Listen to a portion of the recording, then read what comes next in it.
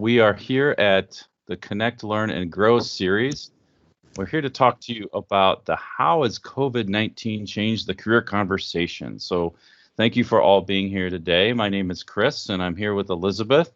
And we'll just do some quick introductions and get right to it. Hi, so I'm Elizabeth Schrimpf. I am a staff career and education counselor in adult career and special student services, and I help employees with any career-related issues, anything from understanding what your role is on campus to developing and pursuing career goals. Great, thanks, Elizabeth. And my name is Chris East. I am here from the Learning and Talent Development Division in the Department of Human Resources here on campus.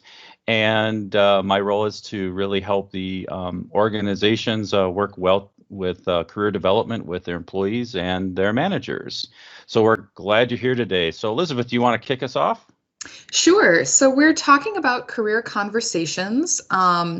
That's a term that doesn't mean the same thing to everybody in every space. So why don't we begin by just defining what is a career conversation?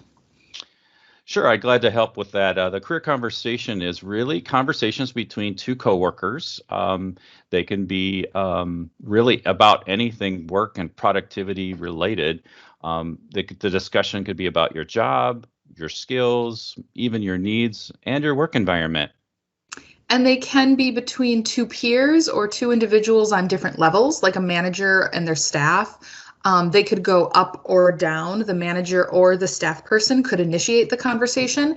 And while performance and discipline are usually what we think of when we talk about career conversations, they're not always a part of the career conversation. You can have this kind of conversation about a lot of different workplace topics, like the ones you just mentioned. Exactly. And really, how has COVID-19 really changed career conversations? Yeah, so because of the difficult situation that we're in right now, there's a lot of uncertainty and a lot of confusion, which makes having conversations about your work more critical than it may have been to a lot of employees in the past. But the conversation itself hasn't actually changed. There's still conversations between different employees, either on the same level or between a manager and a supervisor, about the individual's work, the organizational needs, what it is that we're doing, and why the work that we're doing is either going well or becoming a challenge. All of those components of a career conversation have always been part of the conversation, and they're still there right now. You bet. Probably even really more important now than any time. The conversation really is something that needs to be continual. And it is something that's managers are probably thinking about and leaders are thinking about, but maybe not quite sure how to initiate it. Mm-hmm. And also, it's just really good to get the communication, and communication started and continual, especially with the changing state of affairs that's happening right now. So I think it's just really good practice for us to be thinking about that. Absolutely. Just before we started recording this, while you and I were still developing what we wanted to talk about, we got the announcements about the changes to work on campus in the coming months, furlough announcements, and the work share programs that are going to be instituted. Fear and uncertainty can really make these conversations harder, and they can make the conversation scary. Initiating any change or having any conversation that might change things when you're uncertain about the future is always difficult for most people, and it can be a very scary thing. But I think it, as you said, I think it only reinforces the importance of being able to honestly communicate with the people that we work with. Sounds good to me. Yep, a lot of emotions. I've experienced those emotions myself personally, and it's really helpful to have those sort of open conversations as we go through this. So, what are these conversations really looking like right now? Yeah, so what I'm seeing with the employees that I work with is that the most primary conversations are either going to be about needs or the work. So they might focus, if you're the employee, the conversation might focus on your tangible needs like tools and resources, your intangible needs like help identifying priorities, or more complex sort of personal needs like staying connected and engaging with your coworkers or navigating other responsibilities. A lot of folks have kids at home right now, or their own personal wellness needs to be addressed. And so those conversations right now might be about what do I need to do my job? They might be about what are you expecting me to get done? Or they might be about something else that an employee needs in order to really be effective. I would have to agree to that. That's definitely something that I'm working through as well, and I'm hearing a lot of other people are really juggling a lot of additional items. I think true. Also, the leaders on the other side are really concerned about making sure the work and actual productivities happening. Mm-hmm. And managers might be struggling with, how much do I ask or how much do I give information, and I'm sure priorities are also changing, and how much do I need to say, or how much information do I need as a leader need to hold back? So there's probably a lot of give and take there. Yeah, yeah. Quick story about that exact situation. When we started working from home, I was working on some projects that my boss and I had had conversations about many times over. And my first thought was, oh, great, we're going to be working from home. I'm going to have a lot of time to really focus on these projects. It'll be no big deal. I'll get them done super quick. But then the more I talked with my boss, the more I realized that the priorities that the organization, the priorities that Adult Career Services had were very different than these projects. And so we had to have that honest conversation about where should my time be spent? What should I be working on now? And it didn't necessarily have to be a bad conversation. I have a great relationship with my boss. And so we had a really constructive conversation about what time I had available and what was necessary. I, as an employee, felt heard in saying to her, well, I don't necessarily have the tools to do what you're asking me to do. And she, as my manager, felt comfortable saying, let's talk about how we can get you what you need to do the things that the organization really needs now, because this other project that I know you're excited about just isn't a priority. It's just not something that we need to focus on. We need to put our energy into another project now. And having that honest back and forth conversation allowed both of us to clearly articulate what was going on from our perspective in my work. And it allowed us to come to an agreement about what do I need to be working on and where should I spend my time. That's really great. I mean, what you're hearing is that there needs to be those conversations, but also you probably had to sort of list things out, maybe put together a priorities list for yourself and maybe a priorities list for others, and having that conversation off that list. Is that kind of how you did it? Sort of. We really looked at both the needs that I had as an employee, the needs that ACSSS had as an organization, and then a conversation about our work. One of the projects that she wanted me to focus on required using a tool that I've never used before. And so we didn't list it out as much as we sort of brainstormed.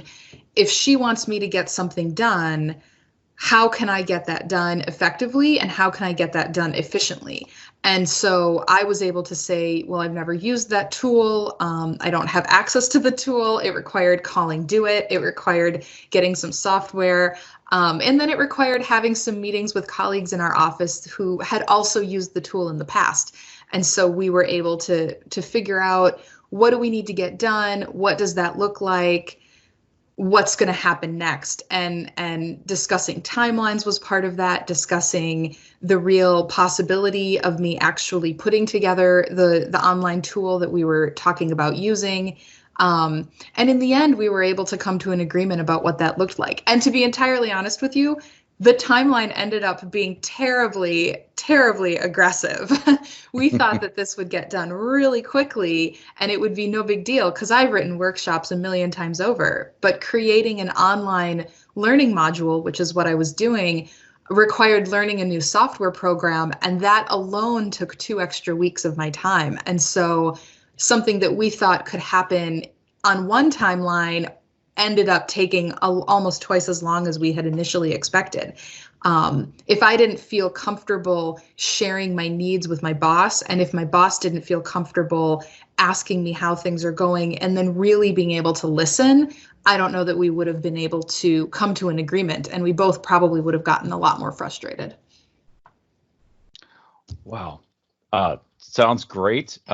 Also, I'm glad that you're able to work through that. It sounds like there's quite a few skills that you've been developing, um, uh, and that's probably a really good thing to bring up as far as the new things that you're using, the new tools that you're using. I think that's just good to have that conversation and share with your peers about that. Mm-hmm. Mm-hmm. What are Good. you seeing when you look at the work that you're seeing with supervisors on campus? Sure. So the initial sort of when COVID hit is making sure the tools are working, right? So first off, making sure they have the tools and the resources to continue to do their work.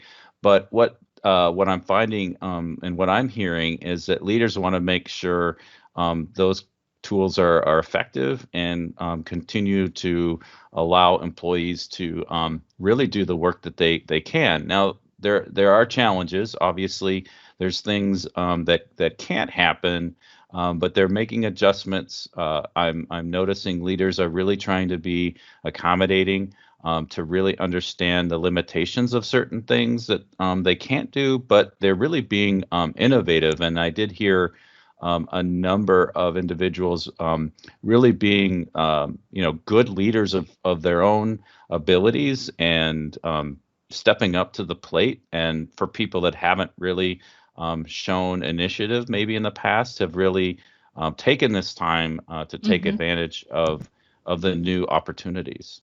Yeah, sounds like there's a lot of space for opportunity right now to learn new things or to engage in new projects. Yes, that is true.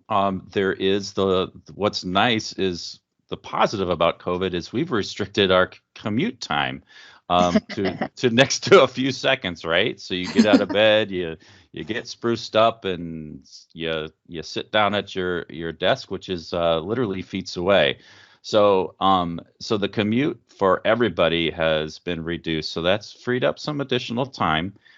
We have advised individuals too to make sure that they create their barrier so they don't bleed their work into their home life, because that can also be easily done. But yes, we are finding that more opportunity for people to learn.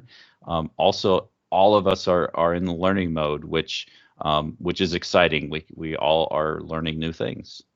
Yeah, yeah. And I'm thinking too of the folks that you mentioned the people who are working from home. For folks who might not be working from home, I think too, this is an opportunity to really evaluate what are the parts of your role that spark that joy. What are the parts of the role that make you the most excited? And then even if you don't have this conversation with your supervisor now, down the road, it might be helpful to bear in mind, these are the things that I really enjoy doing. These are the things that I'm finding myself more excited about. And that can be useful information for later conversations with supervisors or in later conversations with coworkers about how work can be divided. Yes, totally agree with that statement, Elizabeth. I think it's really important as we go forward to take note of the things that we're learning and we're really enjoying, and that having that carry forward as we're looking to come back to campus at some point. It'll be potentially a different experience or a new experience, and so those are things that are really important. Yeah, absolutely. So, how does someone initiate a conversation like this? If you're finding yourself seeing some needs that are not being met, or if you're finding yourself having a struggle in how you get your work done, or noticing that there are parts of your work that you are more drawn to, or parts of your work that you're really having a hard time getting motivated to do, how do we initiate a conversation with another person about our career? Yeah, so looking more from the leadership or manager's perspective, I think definitely just reaching out, asking really open-ended questions is helpful. What's not helpful is just saying, so are you getting your work done? Or, very close-ended yes or no. I mean, that doesn't help. But a leader that is asking like, so I know that you were using a particular tool or a particular process that's new. How is that going? Are you getting what you need? Are you enjoying the process? Are there things that you need more of? So having those conversations early on in introduction of new things or new items is really critical to really getting a gauge of how your employees are doing.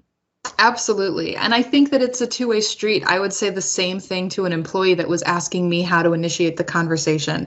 It's great when a manager reaches out asks a question, but an employee can also reach out to their manager. An employee can also, I called my boss the other day and said, can we figure out a way to make sure that you know what I'm working on and that I know whether or not you think this is a good use of my time?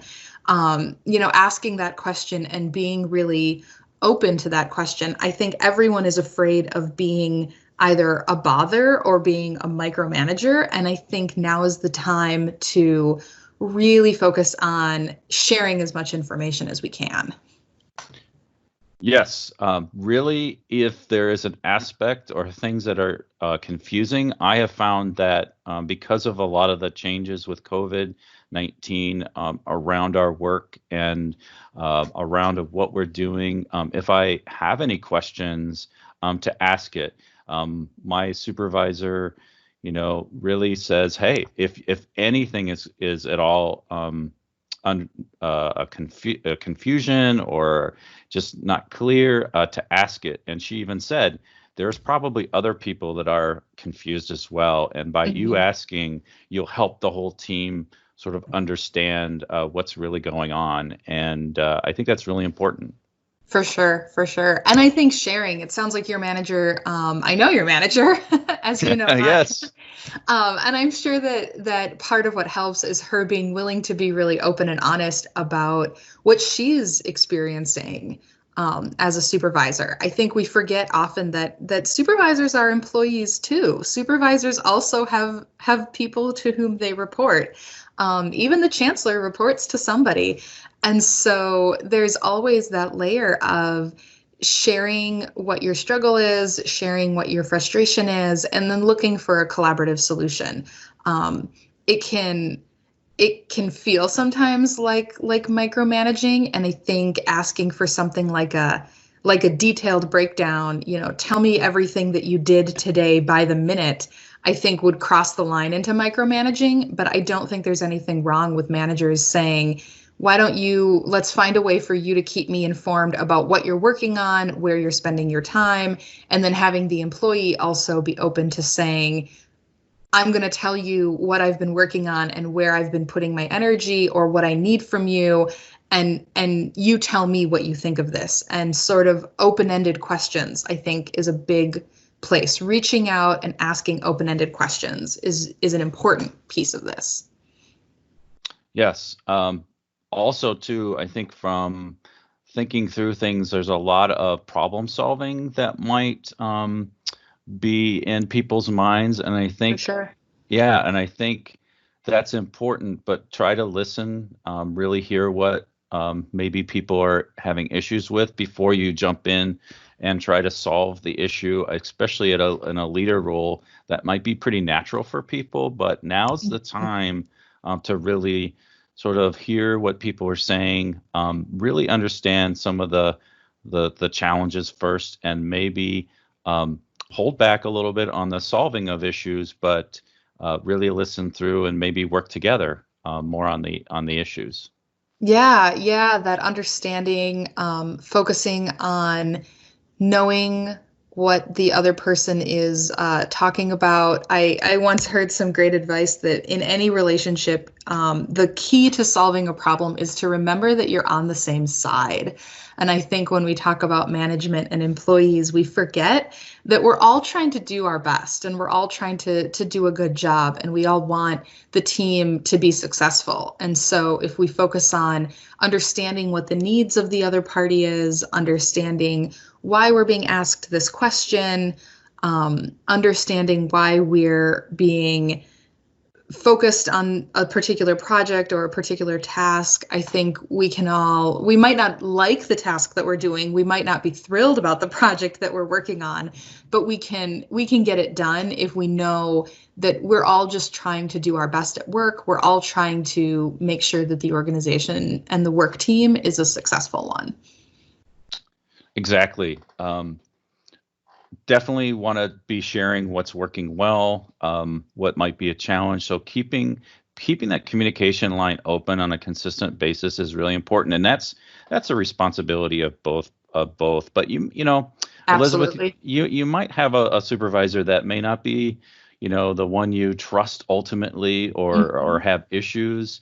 Do you have any suggestions on working maybe with, say things weren't so great going into this situation with a relationship? What could employees do maybe to really sort of make sure that the leader and the employee are sort of on the same page? Yeah, I love that question. I do see that a lot. I have quite a few clients who have a contentious, is maybe the best word, relationship with their supervisor. And I think one of the best ways to approach that is to be really open with your communication. It can feel very vulnerable. It can feel very scary, but to share as much as you can. And I like to use sort of an explaining why I statement kind of approach. Something like, instead of, if I'm told by my boss to stop working on that presentation, I want you to work on this online learning module instead. It would be really easy for me to say something like, well, I've been putting a lot of energy into this presentation and I don't have any of the tools. I don't know any of the things necessary. I don't even have access to the software to build an online learning module, and sort of put up that barrier. That would be a really easy thing for me to do because, frankly, when we started, all of this was true. A much more effective way would be for me to approach it with sharing information. I understand that this is what you want, boss, Sybil. I understand that this is what you're asking me to do. My information is I don't have access to the tools. I've never used the tools that you're asking me to use. And honestly, I'm not entirely sure where to start. So I sort of frame it, instead of saying I can't do it, I frame it as, this is where my struggle is. This is where my confusion is. And I'm focusing on those needs. I'm focusing on, if I'm going to do this, here are the things that I need. You could also say why. And I love the words, I don't understand. Can you please explain? I don't understand why this isn't a priority anymore. Can you please help me explain? Or can you please help me understand by explaining? And it might also take some effort for the manager to recognize that that's what the employee is asking. We're not always at our best when we ask questions. They can come out wrong. Everyone has sent the email to their manager that as soon as they hit send, they go, oh my goodness, that is not what I meant to say. And so being really open and saying, I'm sorry if that came out wrong. Here's my concern. Or I'm sorry if that came out badly. This is what I don't understand. And then having a manager who's willing to say, okay, I can see that you're struggling with this. What do you need from me? And how can I help you understand this better? And so when both sides are focusing on that component of understanding and communicating, I think both sides are going to come to the middle more comfortably. That sounds really good advice. Also, I was thinking as you were talking, some people like to maybe write versus have a conversation. I think Sure. maybe at this time it's helpful to do both, because email can be perceived in a very different way, and tone and voice, and that can be difficult to manage. And so I would also make a recommendation to help kind of build connections is like you might want to follow up with a conversation after something has been written down or communicated. I think that emphasizes too with your manager or your leader that you want to make sure you're very clear about what you're saying or what you're asking about, and those conversations are clear because I know I've sent a number of emails and I'm like, oh, I wonder if that person really got what I was trying to say. Sure. And then I followed up with a conversation and they're like, oh, thank you. Needed to have a little bit more information because I know during this time there's a lot of emails going back and forth and sometimes those conversations can be challenging. Yeah, I agree 100%. I think a lot of work teams had similar experiences trying to find the best way to communicate. My work team is one that talked a lot. We all work in the office together. We're very communication focused people. Just as people, we like to engage with other people. We like to communicate. We're counselors. That's what we do. And so figuring out, when are we texting each other? When are we calling each other? When are we using a tool like Teams? When are we emailing? When are we having a meeting to talk about something versus an email to talk about something versus a document that outlines something? Finding the right tool to communicate what we were all working on and what we were all doing and what we all needed was a bit of a learning curve. It took some time. And again, you mentioned earlier, making sure that we're listening to understand. Whenever someone expressed a frustration about a tool or about a method of communication, focusing on what is this person trying to say? What is the message they're trying to communicate is a really critical piece of making sure that everyone is on the same page. Sounds like great advice. Elizabeth, I think we should just wrap up our conversation now. We're getting getting into it, and so we want to let people hear about some of the things we want to provide as we finish up our conversation. So a couple things to keep in mind. Please continue to engage in conversations and encourage both sides, both leadership, having the information that they have and providing good information to their employees that's clear and setting priorities and direction. That's what employees are looking for. We understand it's a changing time. Also for employees to continue to communicate back if they have any questions or barriers or ideas to make sure that communication is open and fluid. Yeah, if both sides are willing to share, willing to listen, and really working at having honest conversations, the information about your work that needs to be communicated is going to be communicated. Great. And in the future, these conversations will be very much a part of the process. Probably through these times, we've really enhanced our communications. And as we move forward into a new work setting or a new workspace in our future, this will probably be things that we need to do and need to continue to do as well. Yep, it never goes away. So we have some resources for anyone who's interested in knowing a little bit more about what career conversations can look like when we are not talking about growth or performance exclusively. Some of those are some career conversation documents that are put out by your office, Chris, Learning and Talent Development. Those are linked on the website where you access to this recording. Our office, Adult Career and Special Student Services, also offers one-on-one career counseling for employees. It's free, it's confidential. That's what I do and what the other counselors in my office do. And then there's also the Employee Assistance Office and the UW-Madison Ombuds Office if you're having a really hard time with your supervisor or with a team, someone on your staff, and you really feel that you need some more advanced support. Adult Career Services, Career Counseling, Employee Assistance Office, or the UW Ombuds Office might be a great place to start. Yes, Elizabeth, thank you. Just a couple of resources to highlight: our professional development site, looking at building your career, many great resources there. I am also doing a lot of reviewing of LinkedIn Learning. You Mhm. have that available to you, and there's a lot of really nice short modules there to gain some good micro kind of little learnings on career conversations, as well as lots of other related resources about developing your career there. And those are all free to you as a UW-Madison employee. So I'm going to wrap up our time now. Sure. Elizabeth, any parting words before we leave? No, I think this is great. I think it's important to remember that we don't stop being employees. We don't stop, our careers don't stop moving forward simply because the times are very strange. I would agree. Keep those conversations going, everybody. And thank you for joining us today, and hope your day continues to go well. Thank you, and we'll say goodbye. Absolutely. Bye bye.